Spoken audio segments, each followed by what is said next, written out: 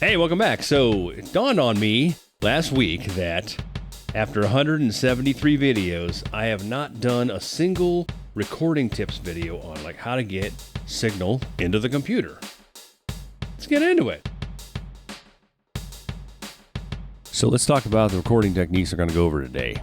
So first things first, we're going to talk about microphones. Then I'm going to talk about how to record an electric guitar.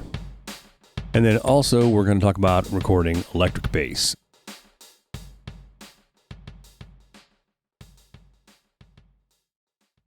So I asked Microsoft Copilot to draw me an audio signal path based on what little instructions I gave it.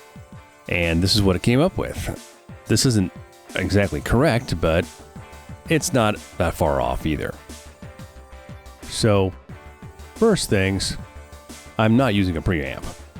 I use the mixer. The mixer is my preamp.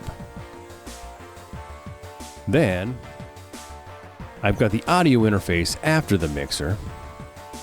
So that's how that works. The final looks like this.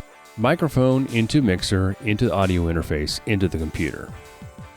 And here's what that looks like in real life. So you got to plug the microphone cable into the back of the microphone.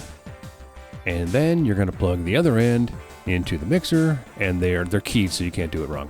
And then you got out of the mixer and into the audio interface into the computer.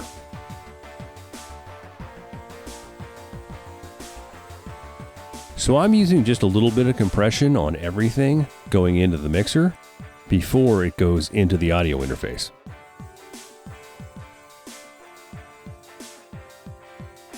Over here, you're just going to make sure that you have your recording device set correctly, and then just start rolling. And get this make it a little bigger. So what I'm shooting for, volume-wise, is right around -6 right here, or less. If it gets quieter, it gets quieter. That's fine. That's what you want to hit for. That's what you want to aim for, and that's pretty much it.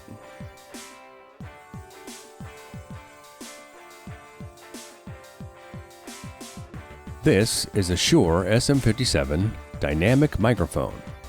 In recording, it's used in two places. It's used to record the top of a snare drum, but we're going to use it to record an amplifier. So you're going to move the position around a little bit to get the best sound. And the main reason you're doing this is to get the amplifier sound recorded. Yeah, sometimes people like to get this right on the cone and move it around. I usually start in the middle and then move the microphone from there. Sooner or later, you got to figure out the best tone coming out of that amplifier. So the other way to record guitar is to do it directly. I'm using an amp simulator that basically simulates a Fender 57 Tweed in a box. And I'm also using the Amazon Distortion and a $17 vintage overdrive from Walmart.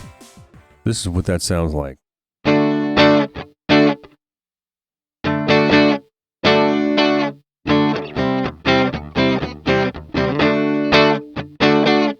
Good kind of clean sound. So now let's hear distortion. That's clean right there.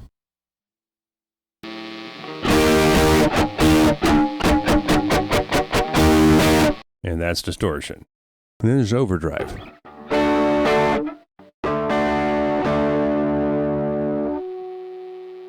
So with overdrive,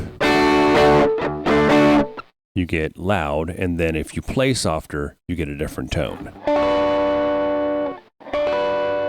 That's less than the sound you get when you overdrive. This is a direct box, and it's what we're going to use to record bass. It's got an input and an output that will go back to your amplifier. And it also has an XLR out that goes into your audio interface. Sounds like this.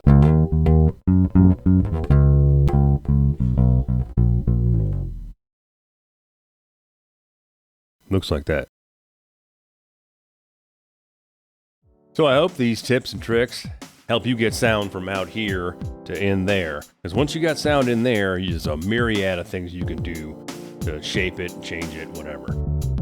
All this stuff comes from over 30 years of experience. I've done this back from when we were doing this on tape, all the way into the computer age and DAWs.